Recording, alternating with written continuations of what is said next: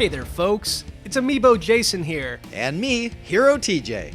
And welcome to another episode of Smash Switch Speculation, the only show on the internet that takes an in-depth look at what could be coming to Super Smash Bros. On Nintendo Switch. I'm not sure it's the only show that does that, Jason. Okay, you're right, I actually meant to say the best one. And with that in mind, let's get started with the show. Today we're going back in time to look at the Smash veterans that didn't make the cut when Smash Bros. Came to the Wii U and 3DS back in 2014. So come along with us as we take an in-depth look at all 6 of these lost souls and speculate on who deserves a second shot at Smash glory. Not you, Pichu! Let's kick things off with the highly requested retro dual playable pair of eggplant-chasing Eskimos. Man, oh man, the Ice Climbers are some of my favorite characters in Super Smash Bros. History. Okay, not to play as, but just the story behind them. Nana and Popo got their start in Ice Climbers on the NES, a vertical platformer that had the player, well, climb ice. Eventually, the pair appeared in Super Smash Bros. Melee with a major twist. Both characters could be controlled independently, making them one of the most unique additions in Super Smash Bros. History. The climbers reappeared on the Wii in Smash Bros. Brawl, but when the time came to make the jump over to the Wii U and 3DS, sadly, the invitation never came, and the Ice Climbers were back out in the cold. But unlike other cut fighters, Nana and Popo weren't cut due to a lack of popularity, but instead technical limitations on the Nintendo 3DS. Because the Ice Climbers are controlled independently, the 3DS could not handle a situation if 4 players decided to choose the Ice Climbers as a character, essentially needing to render 8 playable characters at once. But now that the Nintendo Switch is the only console that Nintendo needs to develop these fighters for, I believe it's high time that they make a return on Smash Switch. So with that in mind, I'm voting for Restored. This duo is almost assuredly secured a place in Smash Switch because they've already been partially developed and Nintendo never throws an idea away. They simply put them on hold until a time as they can be better implemented. We know that the Eskimos' exclusion from Smash 4 was due to the technical limitations of the 3DS and the insistence on the part of Nintendo that both versions of Smash 4 share the same character roster. There's no reason from a processing standpoint that the Switch should struggle to bring Nana and Popo back into the Smash fold, so my take is that the Ice Climbers are a lock. TJ says, Ice Climbers restored. Look at that! One fighter in and we already agree. This should be easy, TJ. Let's move on to everybody's favorite Pokemon, Baby Pichu. Making his first and only appearance in Super Smash Bros. Melee, Pichu was unlocked after playing 200 versus matches or completing the legendary Pokemon event. Known by many as just a joke, Pichu was typically selected by players that wanted to completely embarrass their opponents by adding a major handicap to their game. Pichu's assist trophy in Super Smash Bros. Melee really says it all. Pichu is the top of his class in weakness, and I don't think I can really say anything else that tops that statement. While I don't have anything against Pokemon as a whole, in my humblest of opinions, we should be cutting Pokemon from the Super Smash Bros. Roster, not bringing them back. I choose you for rejection. Personally, Pichu always struck me as an unnecessary addition to the Smash cast, with very little distinction from its much more popular evolved form of Pikachu. I get that at the time Pichu was introduced, pre-evolution forms were all the rage in the Pokemon games, but Pichu's popularity amongst mainstream Nintendo fans has not withstood the test of time near to the extent of the ever-enduring Pokemon mascot Pikachu. In the Pokemon series, unevolved forms seldom possess significant advantages over their later evolutions, so having both Pikachu and weaker form of Pikachu, a Weekachu if you will, doesn't really contribute anything of value for me. I also realized that Pikachu himself has an evolved form, and while his refusal to employ a Thunderstone might make him weaker than a Raichu, it's also a hallmark of his character. And frankly, as the undisputed most famous Pokemon of all time, and a Smash staple since '64, he exemplifies the exception. So how I calls it, sorry Pichu, I don't choose you. Rejected. 2 for 2? Are we gonna make it through this entire list agreeing on every character? I thought this was gonna be hard. Let's see, who's next? Oh yeah, Snake? Snake? Snake!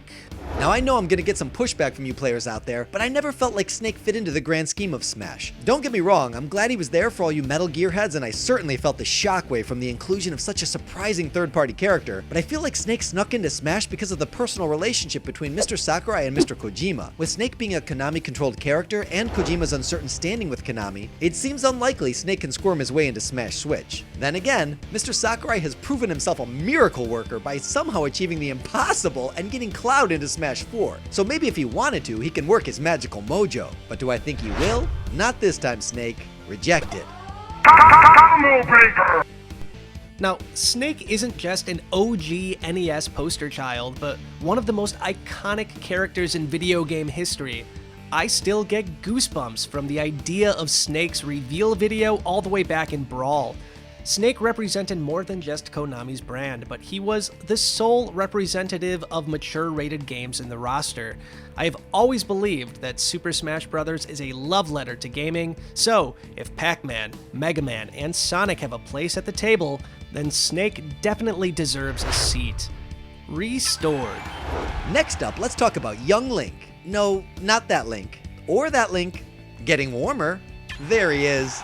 Young Link made his first and only appearance in Super Smash Bros. Melee on the Nintendo GameCube. Modeled after the lovable little scamp from Ocarina of Time and Majora's Mask, Young Link came equipped with a shield, a sword, and a whole lot of attitude. Even though at an early age I had a great respect for the Legend of Zelda series, Young Link never was all that appealing to me, especially when the full-grown version of him was always available. The young version of Link from Ocarina of Time and Majora's Mask is my favorite iteration of the character. Along with adult Link, he was my main in Melee. While the differences in the balancing and playstyle were subtle, I appreciated the option to kick it as a kid or go at it full grown. Now, Young Link is pretty much just a less powerful and pint-sized version of the adult form of Link, but he has added speed, which really came in handy for those who knew how to use him. Young Link came equipped with bombs, a boomerang, a bow, and his patented spin attack. And did I mention this sucker's fast? Even by Melee standards. It was also the first time I can think of when two different versions of Link could encounter each other in the same game, which for me as a serious Zelda fan had significance beyond just a simple clone character. My love of Young Link was recently rekindled with my playthrough of Hyrule Warriors. I was reminded of the immense weight put on such a young pair of shoulders, and how in many ways he epitomized courage even more than his adult counterpart. When Smash moved away from the Ocarina of Time design in favor of Link's Twilight Princess appearance, Young Link lost out to the more contemporary Toon Link design. Now, with a Breath of the Wild inspired Link strongly suggested by the teaser trailer, and Toon Link's game status unknown, is it possible we haven't seen the last of Young Link in Smash? I certainly don't think we've seen all that character has to offer. Imagine a moveset that revolved around mask transformations. Deku Link shooting bubbles, Zora Link splashing high into the sky, Goron Link rolling down the competition, even a fierce deity final Smash form. Is any of this possible, or are these just the fancies of a fanatical Zelda fan run amok? Okay, I'm not dense enough to think it's likely, but I'm daring enough to dream. Young Link, you must have just let a fairy out of the bottle, cause you, my friend, are restored! Okay, hold up, TJ. I agree with you that Young Link has a lot to offer in Melee, but it's been 18 years since Majora's Mask released on the Nintendo 64. While I do love all things Zelda, I think in order to make room for all of the other potential brawlers coming to Smash on Switch, it's best to play the Song of Time and drop Young Link off where he belongs, in the year 2000. Whoa, back the truck up, Jason. Majora's Mask 3D is actually the most recent Zelda title released on the 3DS, and that was only back in 2015. Now that being said, I think it might be time for Toon Link to hit the bench too. Personally, I would much rather see the Legend of Zelda characters that aren't Link make an appearance. Like the Amazing Champions, or Beast Form Ganon, and my personal top Zelda pick, the Running Postman. One day, Postman. One day. So, sadly, that's gotta be a rejected from me. Next up, let's take a look at a fighter that many Smash fans have been dying to see return, Wolf O'Donnell, or simply known as Wolf. Alright TJ, let's see if we can get back on the same page here. I've got a confession to make. I don't like the Star Fox series. The gameplay isn't fun to me, and I don't connect with the characters on any level. In fact, when I was a little kid, the Nintendo Power magazine cover gave me nightmares. In spite of their historically high tier rankings, I never play as Fox, and Falco has been holding strong as my least favorite character in the game since he was first introduced in Melee. But this isn't meant to be a criticism of the Star Fox series, just a reflection of my personal tastes. I'm just not a sci-fi guy. All this to say, I would argue until I was blue in the face that Star Fox requires representation in Smash. Fox as a fighter has more merit than most, and villains are underrepresented to say the least. Some might say Wolf is a waste. You might be saying that to yourself right now. A clone of a clone. But I say, barrel roll him back. Not only to expand the selection of Star Fox fighters, but because the Big Bad Wolf would be an easy breezy, fan-pleasy little addition that makes strides towards distinguishing Smash Switch from the last iteration. Wolf restored. I'm gonna make this one short and sweet. Wolf is a tricky character for me. While I harbor no ill will for the K9 Star Pilot, I have a very hard time justifying his spot on the Smash squad when so many other deserving characters could be denied a place. Now, I do enjoy the Star Fox series as a whole, but we already have Fox and Falco representing the franchise, so with that, I believe that Wolf is better left as an assist trophy. Not a lot more from me on this one, sad to say, but rejected.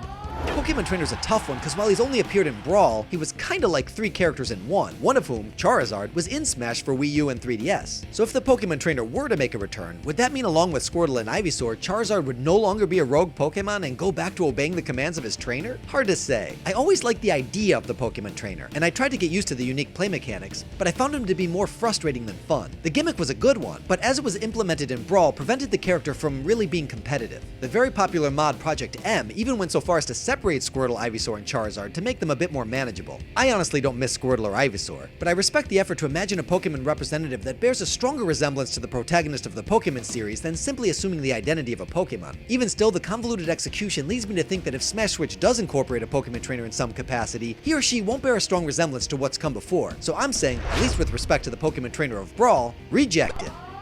In theory, Pokemon Trainer is a pretty cool addition to the Super Smash Bros. Roster. As I mentioned before, I really like characters that break the mold, and Pokemon Trainer's ability to call out different Pokemon at will makes him a nice addition to the series. However, as I also mentioned, Pokemon are, at least in my opinion, overrepresented in Super Smash Bros. If you remove a few of the current monsters from the lineup and give them to the trainer instead, I might be able to get behind a comeback for Pokemon Trainer. So with that, I'll say restored, if they make some changes. Let's review. Here's Hero TJ's hot take. Ice Climbers restored, Young Link restored, Wolf restored, Pichu rejected, Snake rejected, Pokemon Trainer rejected. And I restored the Ice Climbers, Snake, and Pokemon Trainer, sort of, and kicked Young Link, Wolf, and Pichu to the curb. But that's just us. We want to know, who would you reject or restore out of these fighters? Are you of the mindset that it's the more the merrier in Smash, or do you think a more refined roster is key? Let us know in the comments down below. The best ones might be included in a future episode. Speaking of comments, last week we asked you if Waluigi deserved a shot at Smash Glory. Here's what you had to say. Kingly Peasant said, to be honest, I'd prefer Toad before Waluigi. In that scenario, all the Mario 3D World characters would be playable. However, if Waluigi makes it in, he would instantly be my new main. And Ultimate said, wah, course, he needs to be in Smash for Switch. And just a heads up, I would say about 20% of our comments had wah in them, so good for you guys. We appreciate you sharing your thoughts, now take it to the comments section. We'll see you next time. Thanks for playing.